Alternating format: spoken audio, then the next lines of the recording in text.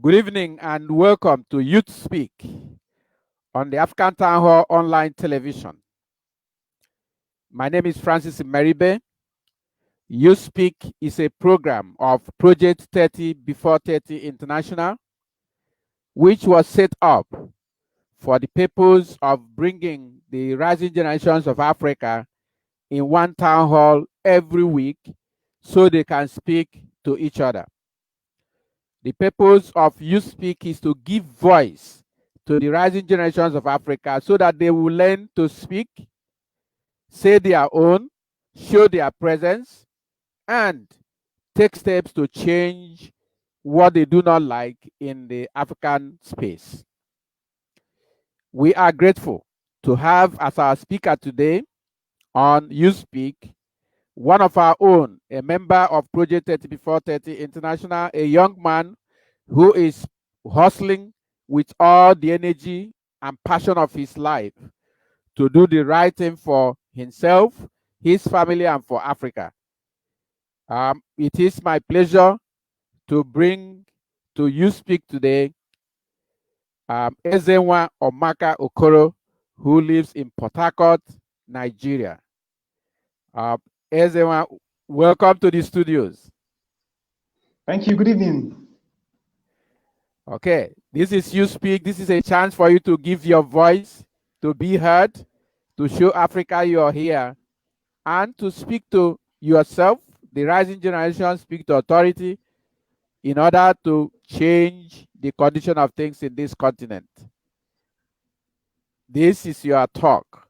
Welcome. Take it up from there, Ezenwa. All right. Thank you so much, Mr. Francis. It's a big privilege for me to be here. I find it not to be a right, but a privilege, because I think there are people out there who may know a lot about the subject I would love to talk about. But thank God for the African Town Hall Communications Limited that's given everybody the platform to be able to air their views and how they feel about certain issues as regards to growth in Africa. So today, I will be speaking on a topic that really I have passion for. And sometime early this month, I did a video on my Facebook that triggered some kind of sentiment and questions on that particular video. And that video was, I told the people that the only way that I know that anybody can have success in life is if you are able to provide value that people can pay you for. If you're able to create something, a product or a service that you can sell to people and they will pay you for it. And then some of my friends had problems with resource being one of the reasons why they're not able to do that. A particular of my friend asked the question, he said, how can I create value with limited resources? How can I create value with limited resources? And that was what actually brought me to the caption of this particular program, creating value through passion. Creating value through passion. Simply put, creating value, it's basically, it means that you have to give something to get something. Simply means you providing a solution to a problem or providing a product or a service, which in turn will solve a particular problem, and then people are going to pay you for doing that. Now, I'm going to give out three key things that I feel that are important for anybody who would want to be able to become successful in life through creating value. Most of the times you see the African youths, we have issues with money. People always say, I want to get to this place, but I don't have money. I want to build so and so, but I don't have the money. I don't have the money to do this or the money to do that. And that has always been something that's always put us back every single time. When we talk about creating value, people talk about we need resources. Taking Nigeria for example, Nigeria is one of the blessed nations in the whole world. We have all it takes. We have all it takes to compete with all the world powers. We have all the resources, both human resources, mineral resources, everything that it takes to compete internationally and to stand well and put ourselves even in a place where we can serve as examples to other nations. But we lack something, which is leadership, which many people would agree with me that leadership is the problem that we have in Africa, Nigeria specifically. We don't have people who are able to use that resources to harness it very well for us to be able to position ourselves in the best way we can in the world. Now, like I said before, I'll be pointing out three different things that I want to give out to people that I have used personally. Everything I say, I don't just say it out of assumption or just to flaunt around. I'm saying it because I've done it before and it has worked for me. I've done it. I've gone through the process and I've seen it really work out for me. And that is what I want to give out today to anyone listening out there. I'll be talking about three things. Number one is passion. Let me itemize them. One is passion, two is knowledge, and three is human resource. Passion is that desire, that burning desire you have in you to see change in a particular thing in your life, in your society, or wherever you may find yourself. That passion you have in you is what is going to make you to grow over time. I'm going to give you a little story. I'm going to give the audience a little story. I believe most of us know about the Wright brothers. Mr. Francis, you know about the Wright brothers, right? Yes, I do. Yes, the ones that first produced the first flying machine in the whole world. And Yes. their name is all over the history books. We all know about them. This is something that they were able to achieve thousands or hundreds of years ago, and today they're hearing about. We still talk about them, but nobody knows about a man called Samuel Langley. Samuel Langley was was a very reputable man with a great reputation in those days when the search for a flying machine was like the .com of these days. And he really everybody wanted to actually be the first person to produce the first flying machine in the whole world. The US Department of War called Samuel Langley and gave him a whooping $50,000 to go about to devise a means to find a flying machine to help aid movement of people from one place to the other. Samuel Langley had a seat in Harvard, like I said, a man of great honor. Samuel Langley had the money given to him by the US War Department. He had the knowledge, and he also had the best experts to help him achieve that particular goal. He could employ any engineer he wants to employ to help him achieve that particular goal. But Samuel Langley missed something. Samuel Langley, his desire was to make money and to become famous. That was his passion. That was all he wanted. Let me be the first to do this and make the money and become famous. Now, somewhere in Dayton, Ohio, the Wright brothers lived there. All they had was just a bicycle shop, and they had to use the money from the bicycle shop to pursue their desire to create this flying machine. Now, their passion was that if we're able to create this flying machine, it's going to change the world as we know it. It is going to be a disruptive force in the transport industry, and it's going to make life easier. Every single person that worked with the Wright brothers worked with them with that same passion. They worked for them with their blood and their sweat because of the passion that they had. Everybody that worked with Samuel Langley, on the other hand, worked because of the paycheck. Of course, as a leader, the people following you over time becomes who you are. So because he was there for the money and for the fame, every engineer he had, every logistics person, every scientist worked with him because they also wanted to become famous and become rich, not because they wanted to make an impact. Now, the Wright brothers would always go out every day. They would take 5 times the spare parts they need to build one flying machine, because that is how many times they would crash before they would come back and have supper. So every single day they go out, they take 5 times the spare parts that they need.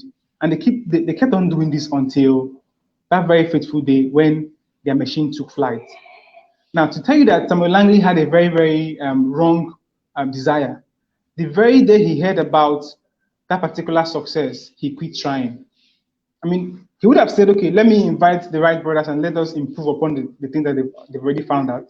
But no, he was drowned in in his own pride that he could not bring them in and help them develop what they've actually found out. So he quit trying. So now, what distinguished the Wright brothers and Samuel Langley was just the passion. That is all that made them different, and that is how the Wright brothers became successful, and he wasn't. He didn't make any progress. Now, passion is needed. If you want to create value, look at something around you that you're really passionate about. Before the show, we had a little talk backstage about passion. Yeah, look at an area in life that you want to go into. Do you really have passion for that thing? Are you really willing to give your sweat and your blood to see that particular angle or area of life to become something that you want to do for the rest of your life? Now, if your answer is yes, and you found out that, oh, I love photography, or I love sewing, or I love writing, or I love reading, whatever it is, whatever your passion may be, the next thing that I feel that we need to do is to go out and seek knowledge. Let us get to learn everything that we can about that particular area that we want to go into. If we want to go into photography, go out there and learn. Go out and find the best books, the best humans that knows how to handle or do those particular jobs, and become apprentice to them and learn these things. Learn them until you are good enough that even in your sleep, you can actually do them. Now, finally, the human resource. I mean, this is one of the biggest resources that a lot of us overlook. Around us, there are people who do the things that we want to do. There are people who do the things that we desire, and we desire to be like them. But most times we overlook them. We don't even want to go close to them and ask them, sir, how can I do this thing? Can you tutor me? Can you mentor me through this process? Let me learn this thing and become like you. Trust me, there are people out there that are willing to teach you some things for free. If only you are willing to learn and humble yourself for them to teach you these things for free. So if we're able to go out there and look out for people who are already into these fields, and we get to learn at their feet, be humble to them, they in turn are going to impact the knowledge that they have to us, and then we can grow. I can use myself as an example. So many people know me as an MC. I do anchor events. I've anchored so many events, marriages. In fact, one of my biggest milestones is when I anchored the YSA, the Young Single Adult Summit, 2 times for 2 years. And then in that event, you have over 500 plus young people who are constantly seeking for entertainment and knowledge. Now, I was able to, in these events that lasted for about 3 to 4 days, engage them as the anchor of the event and bring value to them. So someone will stay in the corner and ask, I mean, how did this guy suddenly become so good that he can stand before 500 plus people and still bring value to them? I didn't just stay one day and started doing it. My passion for talking grew when I was serving a full-time mission for my church. I learned that communication is a very, very important part of human life. And I learned most of the skills that I need to grow. For 2 good years, I kept practicing that particular skill. Now, when I returned back from mission, I did all I could to see that I engaged myself in that particular area. I watched all the AY shows that there are to watch, AY being one of the biggest brands in entertainment. I had people in my surroundings who were also MCs. I followed them to events. I go and I learn the things that they learn. And I kept practicing because I had passion for it. I kept practicing, I kept doing, and I saw results over time. And being an MC, I've received payments for various jobs that I've gone to do. Now you will see that most of the times when people talk about resource, we need money, we need this to start this. I tell them no, start up something you love so much. Keep doing it to a point that resources would find you. Resources would find you. Let me give you a clear scenario of what I'm talking about. Now, let's say, Mr. Francis, you're inviting me to come and anchor maybe a conference, say in Abuja, for the African Town Hall communication, and you want me to come and anchor the event. What do I need? I need a program, I need a microphone, and possibly a speaker to help me amplify my voice. What am I coming with to that particular event? I'm only coming with my knowledge. You, as the host, you're going to be the one to provide me with the microphone. You're going to be the one to provide me even with the speaker. You're going to be the one to provide me the audience that I will need to speak to. So all I'm coming with basically is just what I know. And you out there are going to be the one to give me all the resources that I need to function, to be able to make you achieve that particular goal. What have I done? I have provided value for you. I've come to the event. I've made sure that everything is placed very well. Maybe I've cracked some jokes and make your audience feel at home. And I've spent zero, nothing, no kobo. In fact, you're the one who have spent more because you're going to bring the microphone, bring the speakers, and still pay me for doing that thing which I love to do. So most times when people tell me they don't have resources, I tell them it's because what you're doing, you don't love what you're doing. If you love what you're doing and you do it very, very well, people would find you. So, in fact, someone will tell you, "Can you do this for me? I will pay you for doing this for me," and he will give you all that you need to be able to achieve that particular desire. So my fellow youths out there, please let's not always take resources to be a problem because most times when I hear resources, I always think about money. People always think about resources to be money. There is a lot of resources that we have that are inbuilt in us that we have all that it takes to achieve anything we want to achieve. Money is only a consequence. I tell people that money is a consequence for doing something. It's not just is a tool, a consequence for doing a particular thing. So you need to do something to be able to get that money. Until you do that, you won't get the money. So whatever angle of life that you want to go into, first of all, make sure it's something you have passion for. Something that even though it's not paying you now, you can still hang on there and keep doing it. Make sure it's something your soul, your body, everything about you loves. Secondly, go out there to get the best knowledge about a particular field, field of life. Go out there and learn. There are many tools. There is Google. There is social media. You will learn a lot. And then also try and meet people who are already in the field to help lead you through the way.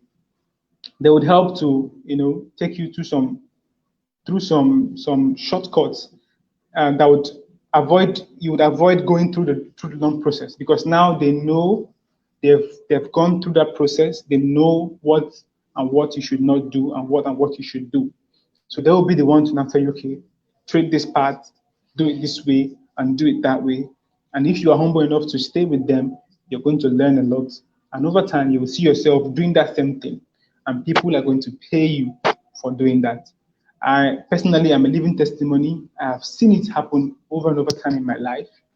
I've seen even things that I never thought I could learn, but because of the passion I had, I have gone as far as learning those things. Those things actually paying me. So resources in terms of money is not what we need right now. What you need are these three things I've mentioned now: the passion, the knowledge, and the human resources that would help to pull you through. And with these three things mixed together, you can be a disruptive force in any industry that you find yourself. You can compete with the best of the best. And you can live a fulfilled life while doing so. Thank you very much. This is a great one that you have presented to the rising generation of Africa. And I invite the rising generations of Africa to listen to this and practice it. Ezenwa has shared his life, not a theory, but the life of something he has practiced that have produced results for him. Ezenwa, we thank you for being with us today. Shortly after we leave these studios, there will be a watch party on this um, program. Okay. Those who were not able to join us should feel free to follow the watch party, and then share it and invite their friends and connections to also watch with them. Ezenwa, thank you very much for being with us. Okay. I don't know if you have any question for me. I'd love to respond to any of them. Okay. Yes. Okay. I have a question. We didn't get anyone asked by viewers, but I can ask one that is on my mind, and I'm glad you asked. Now, Okay. yes, the mix of passion, that is what you love to do, and knowledge, what you are able to do. I have not had it connected to be an attractor factor for resources. Do you have any additional thoughts on how your passion and knowledge can attract resources for you? I know you gave the account of your knowledge, your skill, and passion for being a master of ceremony, and then the fact that anybody who needs you under this will have to provide some of the other resources. But can you bring in additional thoughts on how these two can make it possible for you to lay hand on resources, just for those who sometimes will hear but they are not hearing? Okay. Thank you for that wonderful question. It's a very very important question. Most of the times these things can be a bit dicey. Like you said, people would hear, but they're not really hearing what you are actually saying. Now, what passion and knowledge does is that it positions you in a particular place where those who are looking out for these services or these talents can see you. Now, I might be somebody who, for instance, I'm a photographer. I just learned photography for learning, and I don't have the passion to do it. Right? Someone may just call me and say, I want you to come and cover this event. So come on, and we don't talk price or we don't have any agreement.